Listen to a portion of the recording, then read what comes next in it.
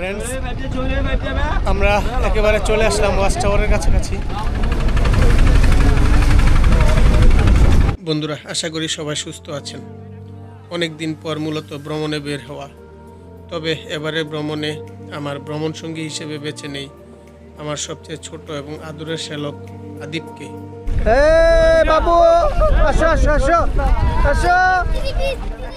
আর এবারে ভ্রমণে আমরা যাচ্ছি সুনামগঞ্জের টাঙ্গুয়ার হাওর, যেখানে আকাশ আর জল মিলে যেন এক হয়ে যায়।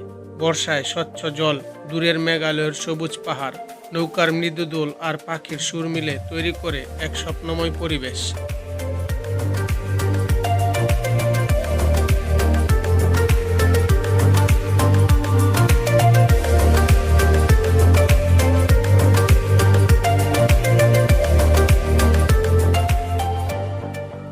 মূলত টাঙ্গুয়ার হাওর ভ্রমণের সবচেয়ে বেস্ট সময় হচ্ছে বর্ষাকাল।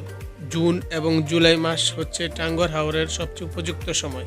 এই সময়ে আপনি যদি টাঙ্গুয়ার হাওর ভ্রমণ করেন, তাহলে আমাদের মতো এই সুন্দর এবং মনোরম পরিবেশ দেখতে পাবেন।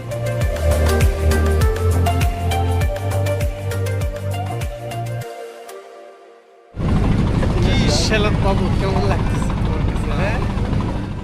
একটা সময় টাঙ্গুয়ার হাওর ভ্রমণে অনেক বিধিনিষেধ ও কষ্টসাধ্য হলেও এখন বর্তমানে বিভিন্ন মানের ট্রলার এবং হাউসবোট সুবিধা থাকার কারণে খুব সহজেই পর্যটকেরা এখানে আসতে পারেন এবং এখানে এসে রাত্রি যাপন করতে পারেন। সেই সাথে বিভিন্ন দর্শনীয় স্থানগুলি ঘুরে দেখতে পারেন।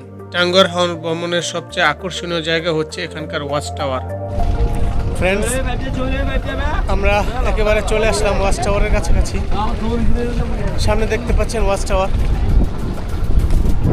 এটাই হচ্ছে টাঙ্গুয়ার হাওরের আসল সৌন্দর্য। আমরা এখানে যাব, দেখুন কি পরিমাণ হাউসবোট, সাথে ছোট ছোট ইঞ্জিন চালিত ট্রলারের ভিড়।